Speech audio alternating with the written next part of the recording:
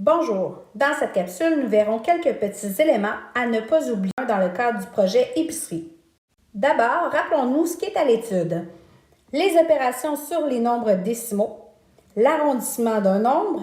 Allons-y avec les opérations sur les nombres décimaux et commençons avec l'addition et la soustraction. D'abord, rappelons-nous qu'il faut absolument aligner les positions ainsi que la virgule, que ce soit pour l'addition ou même pour la soustraction. Ainsi, la virgule va être positionnée vis-à-vis les autres pour la somme obtenue. Dans la soustraction, on peut venir positionner un 0 s'il n'y a aucun chiffre et la virgule sera de la même façon que l'addition, exactement alignée avec les deux virgules au-dessus pour la différence. Poursuivons avec la multiplication et la division de nombres décimaux. Dans la multiplication, il n'est pas nécessaire d'aligner les virgules. Il faut tout simplement multiplier les nombres comme s'ils étaient entiers et placer la virgule dans notre résultat, c'est-à-dire dans le produit, une fois que nous l'avons calculé. Dans ce cas-ci, nous avons 1, 2, 3 décimales, c'est-à-dire 3 chiffres après la virgule dans nos deux facteurs réunis. Alors, nous devrons avoir exactement le même nombre de décimales dans notre produit et la virgule s'insérera entre le 3 et le 6, de façon à avoir 3 décimales. Pour terminer, dans la division, nous avons ici le dividende et le diviseur et nous cherchons le quotient. Il faut d'abord regarder le diviseur, le nombre qui se retrouvera dans le crochet, c'est 0,05, soit 5 centièmes, qui comporte 2 décimales. On devra déplacer la virgule de 2 positions de façon à ce que dans notre crochet, on retrouve un nombre entier.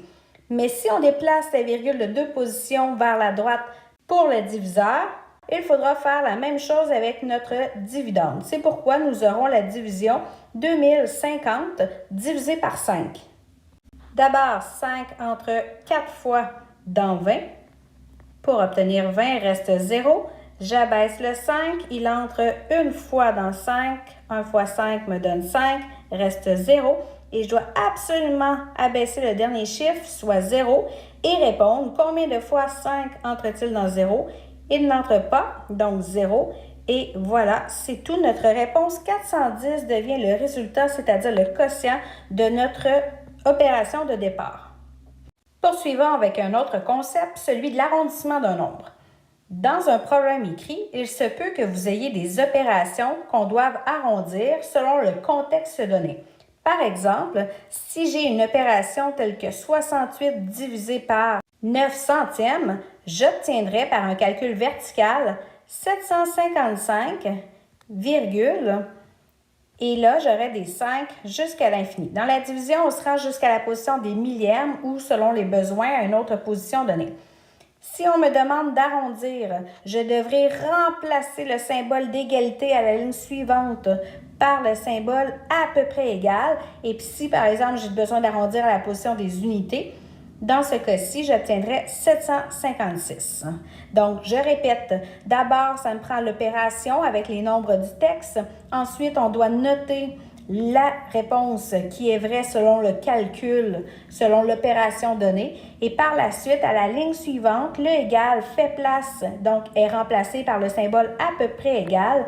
Et là, on arrondit notre réponse. Et si jamais c'est de l'argent, on se rappelle qu'il faudra arrondir avec 2 chiffres après la virgule, donc à la position des centièmes. Par exemple, si nous avons ce nombre-ci obtenu par un calcul mathématique, il faudrait arrondir de façon à avoir 2 décimales, alors mon 5 serait conservé puisqu'il est suivi du 4. Cependant, si la réponse obtenue est 7,8, 7 et 8 dixièmes, je n'aurai pas le choix de placer un 0 à la position des centièmes quand c'est de l'argent. Maintenant, lorsque nous avons un nombre entier, je peux avoir 7 $ ou placer 2 zéros comme ceci et les deux réponses sont acceptées. Pour conclure, petit rappel sur ce qui est à l'étude, opération sur les nombres décimaux. On parle d'addition, soustraction, multiplication ou division qu'il faut absolument maîtriser. Ensuite, arrondissement d'un nombre. Alors, si on lit entre les lignes, il faut comprendre qu'il n'y aura pas d'autre chose que ça. C'est-à-dire que, par exemple, il n'y a pas de PGCD ou de PPCM. Il n'y a pas non plus de nombre négatif, d'exponentiation, etc.